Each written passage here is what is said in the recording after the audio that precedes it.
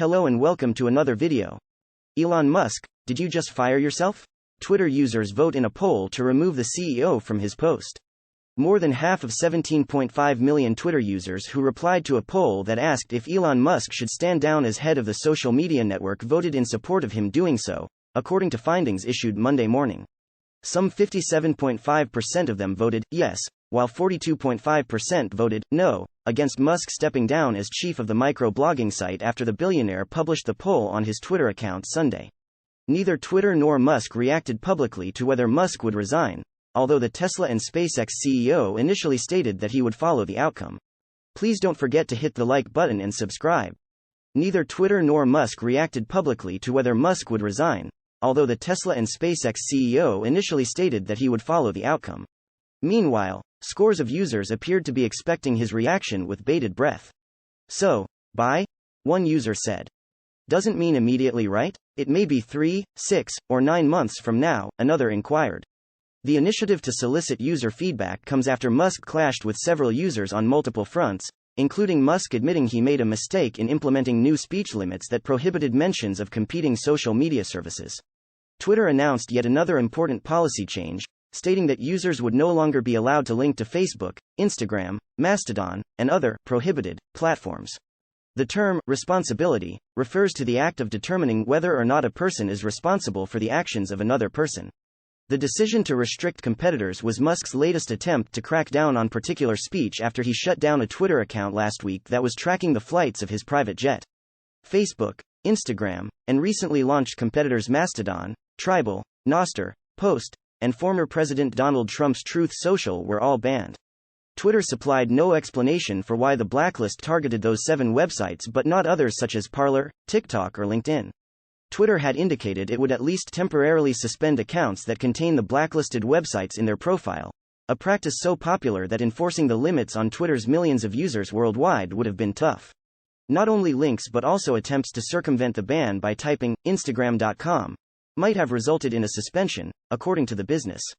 Paul Graham, a famous venture capitalist who has previously lauded Musk, told his 1.5 million Twitter followers on Sunday that this was the final straw, and to find him on Mastodon.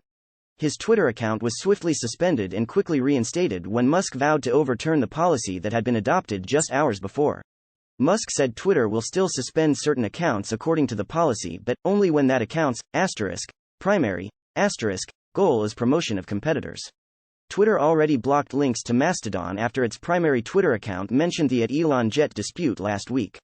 Mastodon has grown rapidly in recent weeks as an alternative for Twitter users dissatisfied with Musk's overhaul of the company since he bought it for $44 billion in late October, and began restoring accounts that violated the previous Twitter leadership's rules against hateful behavior and other harms. According to the Mastodon website, that social network has added over 1 million new users since October 27 and now has 1.9 million monthly active users. In comparison, Twitter had more than 237 million daily active users in the fiscal quarter ending June 30, according to corporate data released in July. Users increased by 16.6% year-on-year. Musk disabled the @ElonJet account last week, then altered Twitter's rules to make it illegal to share another person's current location without their authorization. He then went after journalists who were writing about the jet tracking account, which is still available on other social media platforms, stating they were broadcasting, essentially assassination locations. He also suspended accounts of voluminous journalists that cover Twitter include reporters working for CNN, The New York Times, and The Washington Post. Many of those accounts were reinstated following an online poll by Musk.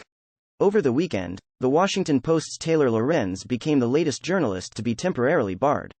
She claimed she was suspended after posting a message on Twitter identifying Musk and asking an interview. Sally Busby, the paper's executive editor, termed it an arbitrary suspension of another Post journalist, adding to Musk's pledge to manage Twitter as a platform dedicated to free speech.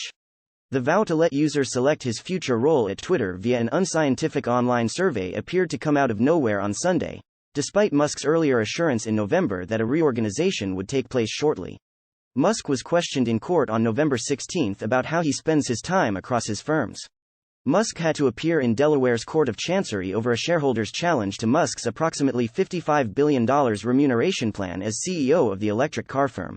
Musk said he never planned to be CEO of Tesla, and that he didn't want to be chief executive of any other company either, preferring to perceive himself as an engineer instead. Musk also stated that he expects Twitter's organizational restructuring to be done within the next week or so. It has been over a month since he mentioned that. In public banter with Twitter followers Sunday, Musk voiced pessimism about the chances for a new CEO, saying that person must like suffering a lot to oversee a company that has been in the fast lane to bankruptcy. No one wants the job of keeping Twitter alive. There is no succession, Musk tweeted.